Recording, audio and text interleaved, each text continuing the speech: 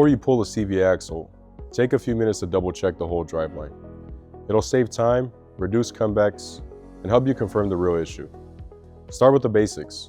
Check for torn or leaking boots, grease around the wheel well, or worn clamps. Usually that's the first sign the joint has been compromised. Next, test for joint wear. With the car in neutral and off the ground, rotate the axle and feel for excessive play or rough movement, or clicking, especially in the outer joint.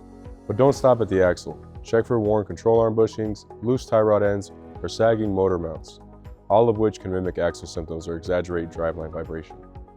These are the kinds of things that a DIYer might miss. They'll see grease and assume the axle is bad, but the real problem could be a collapsed bushing or a bad mount throwing off the geometry. Also check for binding or bottomed out suspension components, especially on lowered or lifted vehicles. If the control arm angle is extreme, it can stress the CV joint even if the axle is brand new. Another thing that gets missed, a loose or worn wheel bearing. If the hub moves even slightly, it can create play at the outer joint and feel like a bad axle. Or worse, can cause premature wear on a new one.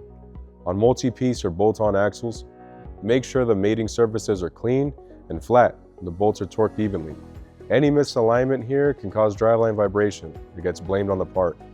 Now let's talk about post-replacement issues, especially vibration. If you just installed a new axle and it's shaking under load, it's usually a fitment or installation issue. Double check the part number and installation angle. Torque the axle nut with the vehicle on the ground, not in the air. It matters more than you think, and always use OEM recommended torque specs when installing any new components. Also watch for bent shafts or unbalanced components, especially on cheaper axles. Precision balancing and OE style tolerances, like you get with TrakMotive, help eliminate those issues. So whether you're replacing a worn axle or chasing a mystery vibration, take the time to check the whole system. You'll fix it once and fix it right.